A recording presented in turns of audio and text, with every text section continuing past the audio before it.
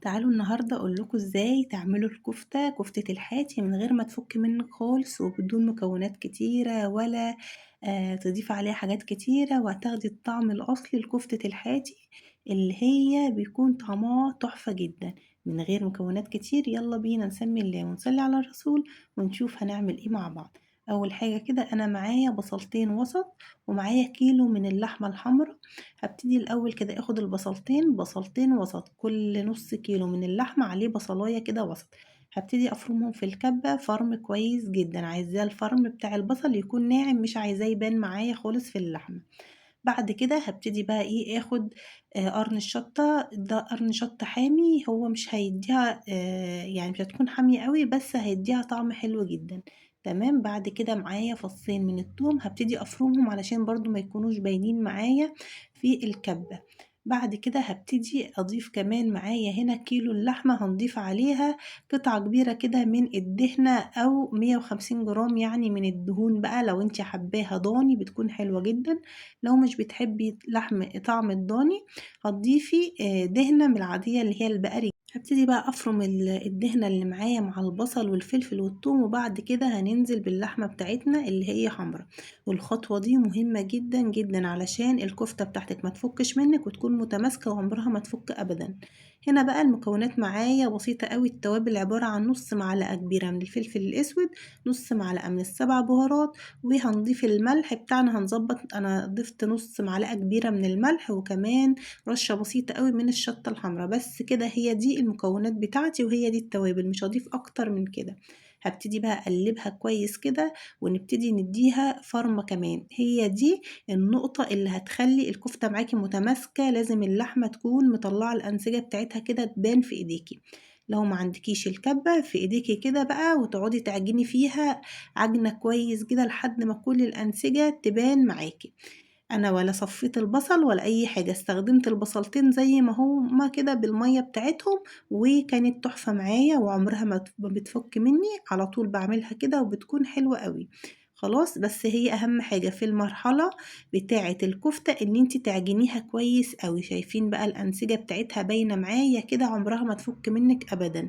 تمام. ما عندكيش الكبة بايديكي واعجني فيها كويس قوي لحد ما كل الانسجة تبان معاكي. بعد كده بقى هدهن ايدي كده دهنة بسيطة قوي من الزيت او المية اللي انتي عايزة تستخدميه. وبعد كده هجيب بقى عصاية كده او خلة او اي حاجة عندك، السيخ بتاع الكفتة، وهبتدي اصبع الكفتة كده. وعايزة اقولك لو عايزة تشويها على الشواية هتكون تحفة. انا هسويها على الصينية النهاردة في الصينية كده زي ما هي عادي جدا، وهتكون معايا حلوة قوي. طبعا هي هتكش مننا شوية بس هتدينا طعم الكفتة الأصلي. لو انتي مش عايزاها تكش منك بتضيفي لها اضافات تانية مثلا زي بيضاية بتخليها ما بتكشش معاكي خالص، زي شوية بقسماط برضو ما بتكشش معاكي. ممكن تستخدمي لها كمان شوية من النشا. بس كل الحاجات دي بتغير في طعم الكفتة الأصلي، مش بتدينا النتيجة بتاعة الحاتي المظبوطة. أنا عملتها لك كفتة حاتي مظبوطة جدا، عمرها ما تفك منك بطعم الكفتة الأصلية. هي هتكش مني شوية بس مش مشكلة، المهم الطعم اللي أنا عايزاه. خلاص خلصت الكمية بقى بنفس الطريقة كده صبعناها. بعد كده هسيبها شوية في التلاجة بس كده ايه 10 دقايق ربع ساعة. لو انت عندك وقت سيبيها شوية حلوين، ولو ما عندكيش وقت عادي هتسويها على طول مفيش مشكلة، بس الافضل اللي انت بتريحيها شوية بعد ما نصبحها. بعد كده بقى هغلفها بورق الفويل كده واحطها على البوتاجاز علشان هسويها. اول ما احطها اخلي النار عالية، وبعد كده هقوم مهديه النار للنص واسيبها على نار هادية كده تعيش حياتها براحتها. مفيش اسهل من كده، هتاكلي شوية كفتة حلوين جدا.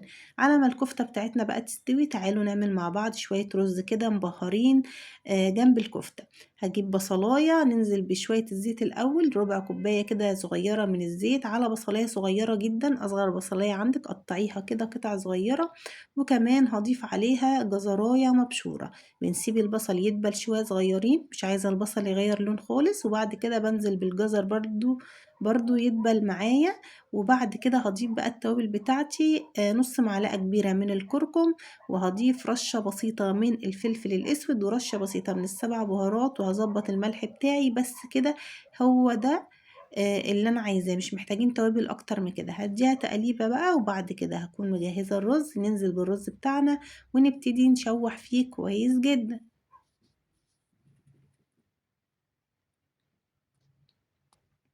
سخّني بقى الرز كويس جدًا كده مع التوابل علشان يطلع معاكِ مفلفل ويكون طعمه حلو، تمام. بعد ما نشوّحه كويس أوي كده هننزل عليه بمَيّة ساخنة بتغلي، هنكون طبعًا غاليين المَيّة بتاعتنا، هننزل بقى نغطّي الرز كده بالمَيّة زي الرز العادي جدًا اللي إحنا بنسويه، يا دوبك المَيّة بتكون على وش الرز كده وندّي له تقليبة ونغطّي عليه، وأول ما يبتدي يغلي ويتشرّب السوايل بتاعته بنهدّي النار عليه ونسيبه يستوي على نار هادية.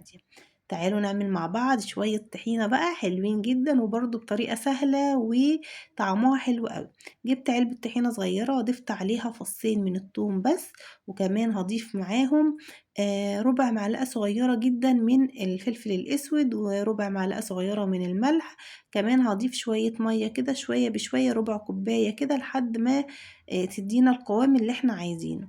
تمام. هاكون كمان مجهزة معايا معلقتين 3 من الخل هننزل بيهم، وكمان معايا عصير الليمونية. هابتدي أقلب كل الكلام ده بقى مع بعضه كده ونفُك فيها لحد ما تدّينا القوام اللي إحنا عايزينه. أنا باحب قوام الطحينة يكون وسط، ما يكونش خفيف ولا تقيل، فهتشوفوا معايا القوام هيكون عامل إزاي دلوقتي. هادّيها تقليبة بقى وهتكون جاهزة معايا أحلى طحينة. كده هي تقيلة شوية، هابتدي أضيف عليها شوية مَيّة كمان لحد ما تتضبط معايا وتدّيني النتيجة اللي أنا عايزاها.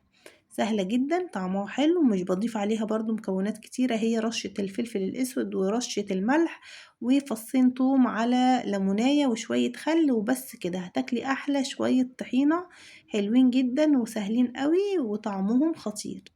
تمام. بعد ما انزلها كده هابتدي بقى إيه أرش عليها رشة بسيطة كده من فوق الشطة حمرا، ودي اختياري طبعًا، لو مش حابين بلاش، ورشة كمان من الكركم على الطبق التاني، يعني تشكيلة كده حاجة كده إيه تديها شكل حلو جمالي عشان يكون شكلها حلو معانا في التقديم. لو انتم مش حابين فمش مشكلة هتستغنوا عن الخطوة دي. تعالوا بقى نروح للكفتة ونشوف الكفتة عاملة ازاي. ما شاء الله ريحتها تحفة، متماسكة جدًا، حلوة أوي. دي الكفتة الأصلية بطعم وريحة كفتة الحاتي، هي دي الكفتة الأصلية. هاكون بقى في الوقت ده مسوية كده فحماية على النار. بعد ما الكفتة تستوي تمامًا هابتدي بقى إيه آخد الفحماية دي على ورقة فويل كده علشان نديها طعم الشوي.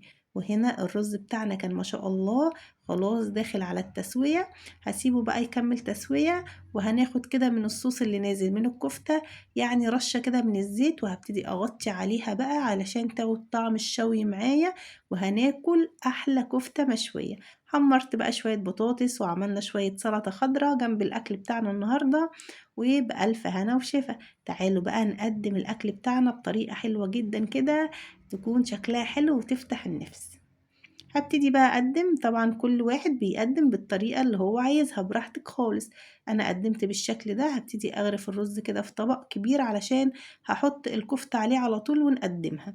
تمام. وهنا بقى الكفتة تعالوا هاورّيكم قد إيه متماسكة وقد إيه تحفة، وكمان الكاميرا ظالمة اللون بتاعها، الكفتة كان لونها تحفة وخطيرة، وهاورّيكم قد إيه هي juicy من جوّه ومتماسكة من برّه وخطيرة جدًا.